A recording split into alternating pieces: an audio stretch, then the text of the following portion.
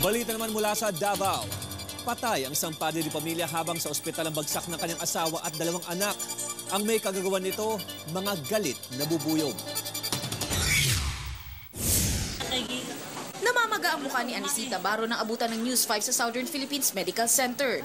Ito ang kanyang inabot matapos umatake ang libu-libong bubuyog sa kanilang bahay sa Barangay Lasang, Davao City. Ang mga anak niyang sina Dennis at Jemar magari ng iba't ibang parte ng katawan. Pero ang kanilang padre de pamilya na si Artemio, hindi kinaya ang dami ng kagat ng mga bubuyog. Ang akong itabang siya nga, si Jimmy Ras narao. Wala na. Tinulungan ko si Jimmy pero wala na. Napakaraming pukyutan. Ang dami niyang kagat ng bubuyog, buong katawan niya. Nanananghalian daw ang pamilya Baro kahapon nang biglang umatake ang mga bubuyog mula sa puno ng mahogany na malapit lang sa kanilang bahay.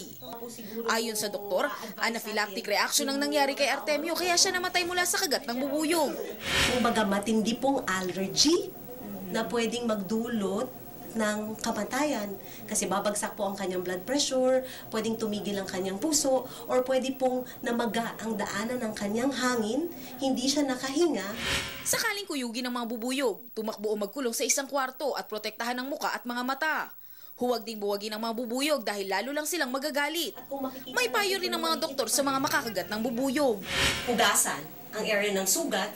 Pag nakita mo na namamaga ito o nagkakaroon ka ng difficulty sa paghinga, ang mas mabuti talaga, magpakonsulta ka sa mga doktor.